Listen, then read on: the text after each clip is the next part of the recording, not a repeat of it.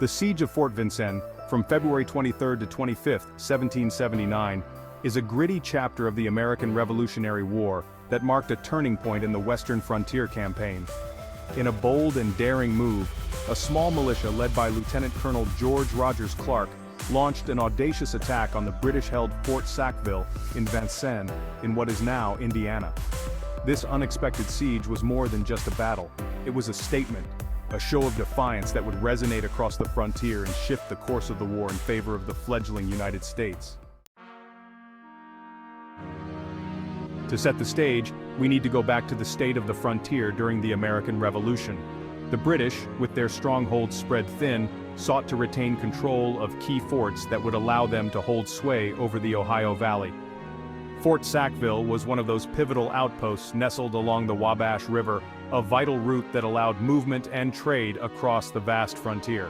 The British knew its importance and held it with an iron grip, under the command of Lieutenant Governor Henry Hamilton, a man who was known, ominously, as the hair buyer for his alleged practice of paying Native American allies for American scalps.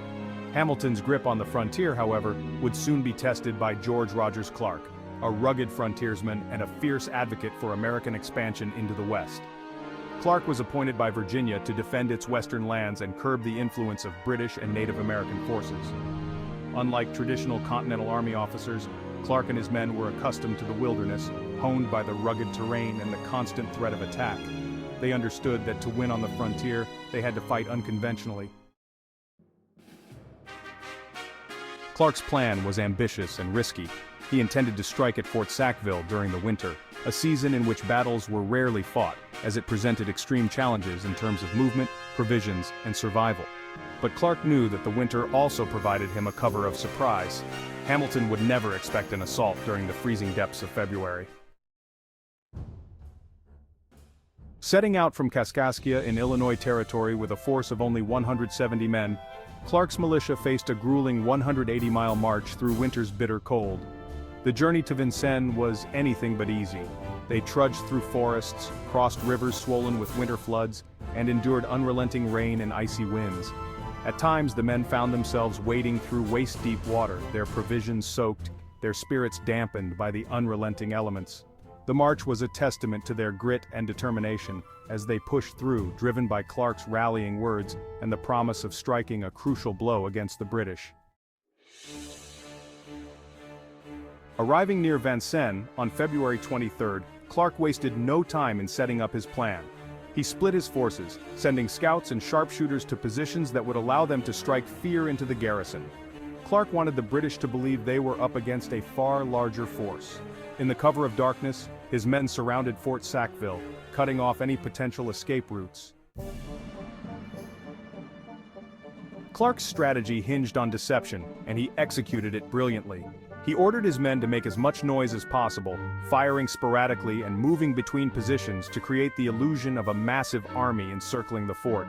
In reality, they were outnumbered by the British garrison, but Clark's tactics had sown confusion and unease within the walls of Fort Sackville. Inside the fort, Lieutenant Governor Hamilton was caught off guard. Believing that the American rebels were ill-prepared to launch such a coordinated assault, he had allowed his garrison to relax, even sending out some of his Native American allies to scout the surrounding countryside. But now, hearing the sound of gunfire and seeing flashes in the night, Hamilton realized his grave miscalculation. Clark's men, with their knowledge of guerrilla tactics, kept up the pressure, continuing their sporadic attacks and holding strategic positions that made it nearly impossible for Hamilton's forces to launch a counterattack. As dawn broke on February 24th, Clark tightened the noose. He sent a message to Hamilton demanding the fort's surrender and warning that failure to comply would result in severe consequences. Clark's letter, laced with a tone of defiance, rattled Hamilton, who was now faced with the prospect of being overrun by an invisible enemy. Hamilton refused to surrender immediately, hoping that the Americans would withdraw. But Clark, unfazed by the resistance, ordered his men to continue their harassment, tightening their grip on Fort Sackville with each passing hour.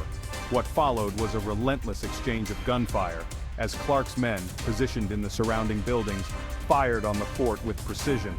The British, desperate and uncertain of the Americans' numbers, found themselves unable to break the siege. Morale within Fort Sackville was plummeting, and even Hamilton began to realize that his forces were no match for the relentless assault from Clark's militia. Finally, on February 25th, after nearly 2 days of constant pressure, Hamilton conceded. He sent a message to Clark, signaling his willingness to negotiate terms of surrender. For Clark and his men, the victory was sweet. They had achieved the impossible, seizing a British stronghold with a fraction of the numbers and resources. The surrender of Fort Sackville sent shockwaves through the frontier. Clark's victory at Vincennes not only bolstered the American cause in the West, but also demonstrated the effectiveness of unconventional warfare on the rugged American frontier. His audacious campaign became a symbol of American resilience and determination, inspiring other frontier militias and securing the loyalty of local settlers who had been living under the threat of British and Native American forces. In the end, the Siege of Fort Vincennes was more than just a battle. It was a testament to the resolve of George Rogers Clark and his men, who defied the odds and endured unimaginable hardships to achieve a victory that would shift the balance of power on the frontier. Clark's triumph at Vincennes underscored the unpredictable nature of the American Revolution and marked a crucial chapter in the struggle for independence. The story of Fort Vincennes, with its themes of perseverance, strategy, and the unbreakable spirit of a handful of determined men, would go down in history as one of the defining moments of the Western campaign.